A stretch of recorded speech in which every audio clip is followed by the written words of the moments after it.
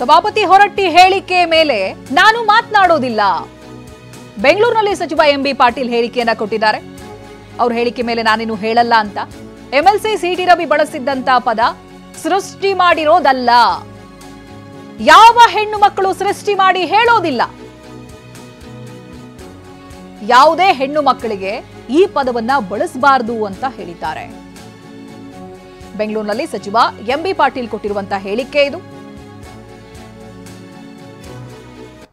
ಯಾರೂ ಒಬ್ಬರು ಹೆಣ್ಮಗಳು ಇವತ್ತು ಏನು ಬಿಜೆಪಿಯವರು ದೇಶಭಕ್ತಿ ಬಗ್ಗೆ, ನಮ್ಮ ದೇಶದ ಸಂಸ್ಕೃತಿ ಬಗ್ಗೆ, ಇತಿಹಾಸ ಬಗ್ಗೆ ಎಲ್ಲವನ್ನ ಮಾತನಾಡ್ತಾರೆ.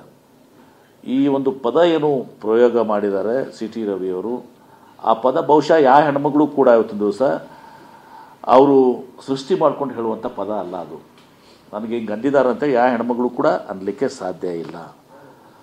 ಸೃಷ್ಟಿ ಮಾಡ್ಕೊಂಡು ಯಾರಾದರೂ ನನಗೆ ಹಿಂಗೆ ಅಂದಿದ್ದಾರೆ, ಆ ಪದ ಅಂದಿದ್ದಾರೆ ಅಂತ ಯಾರಾದರೂ ಹೇಳಕ್ಕೆ ಸಾಧ್ಯ ಇದೆಯಾ? ಆ ಪದ ಬಳಸಿರುವಂಥದ್ದು ಭಾಳ ಅದು ಇವತ್ತು ಯಾವುದೇ ಹೆಣ್ಮಗಳಿರಲಿ, ಯಾವುದೇ ಹೆಣ್ಮಗಳಿಗೆ ಇವತ್ತು ದಿವಸ ಲಕ್ಷ್ಮೀ ಹೆಬ್ಬಾಳ್ಕರಲ್ಲ, ಯಾವುದೇ ಒಂದು ಹೆಣ್ಮಗಳಿಗೆ ಆ ಪದ ಉಪಯೋಗಿಸಿದರೆ ಅದು ಘೋರವಾದಂಥ ಅಪವಾದ. ಅದು ಯಾರಂದರೆ ಚಿಂತಕರ ಚಾವಡಿಯಲ್ಲಿ, ಮೇಲ್ಮನೆಯಲ್ಲಿ, ವಿಧಾನಸಭೆಯಲ್ಲಿ, ವಿಧಾನ ಪರಿಷತ್ನಲ್ಲಿ ಬಳಸಿದಂಥ ಅದು ಭಾಳ ದೊಡ್ಡ ಅಪರಾಧ, ಭಾಳ ಕೆಟ್ಟ ಸಂಸ್ಕೃತಿ. ಅದು ಪ್ರವೋಕ್ ಮಾಡಿದಾರಂತೂ ತಿಳ್ಕೊಳ್ಳಿ,